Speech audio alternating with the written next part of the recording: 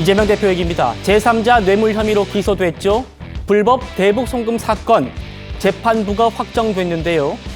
법원이 랜덤으로 전산으로 자동 배정했는데 공교롭게도 이화영 씨에게 중형을 선고했던 그 재판부가 또다시 이재명 대표를 맡게 됐습니다. 이재명 대표로서 달가울 수 없는 상황인데요. 만나보시죠.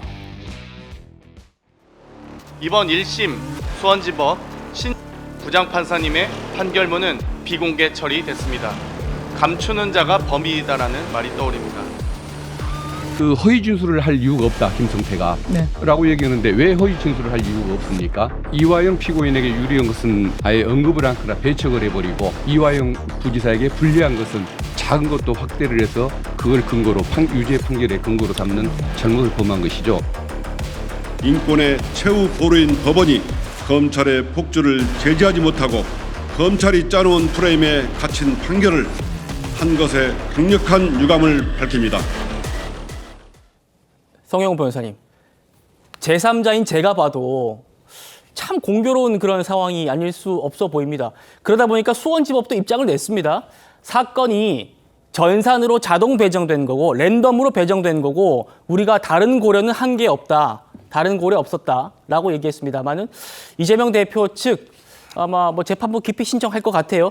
그 송 변호사님께서 이화영 씨 1심 재판부 판결 선고 때 그날 법정에 가셨지 않습니까? 예, 80분 동안 제가 선고를 다 예, 들었습니다. 그때 분위기를 보면은 어떻습니까? 이재명 대표 측이 재판부 기피 신청할 것 같으신가요?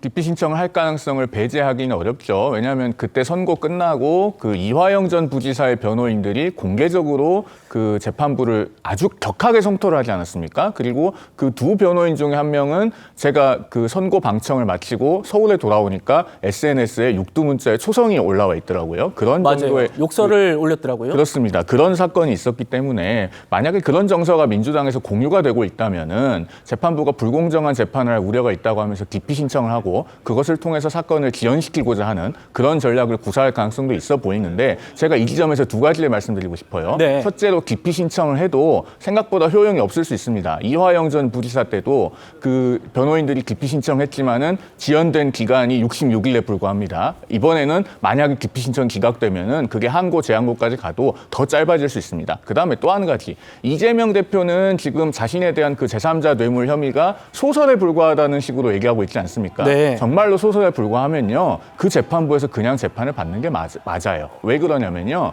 그 지금 이번에 배당된 재판부가 이화영 전 부지사 사건도 심리를 했잖아요. 한 300쪽 정도 판결문이 되는 것으로 알고 있는데 그 복잡한 사건을 심리를 했기 때문에 사건을 처음부터 새로 학습할 필요가 없고 기본적인 얼개는 알고 있으면서 거기서 이재명 대표 혐의 여부만 심리를 하면 됩니다. 그럼 오히려 심리가 빨라질 수 있거든요. 정말로 소설이면 이재명 대표는 그 재판부에서 재판을 받아야 억울함을 빨리 벗을 수 있는 거예요. 국민들께서 다 보고 계시기 때문에 잘 판단하시기 바랍니다. 알겠습니다. 자, 오늘 저희 또 패널분들 중에 이화영 씨 재판과 또 상당한 밀접한 분이 나왔죠.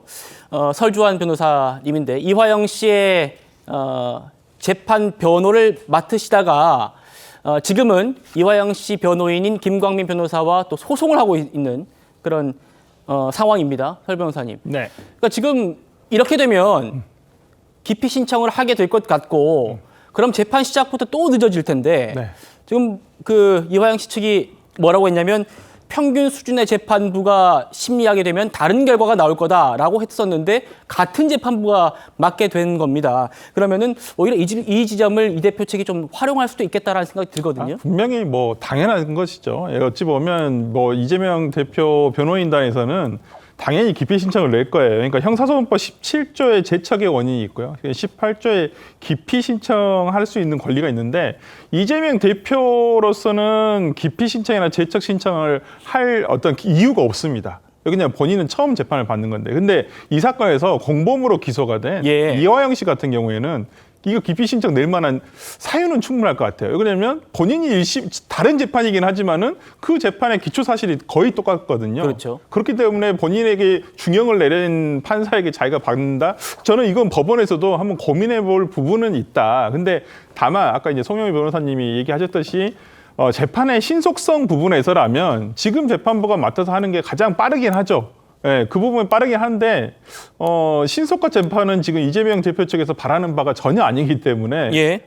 그렇게 그냥 넘어갈 것 같지는 않고요. 아마 재판부 기피 신청을 통해서 대법원까지 가서 이거 다시 한번 확인을 받아야 되지 않은 부분이 확인을 받아야 되는 부분이 있어서 어찌됐든 간에 이재명 대표뿐만 아니라 이화영 씨 측 입장에서 보더라도 당연히 기피 신청을 할 수밖에 없는 상황일 것 같습니다.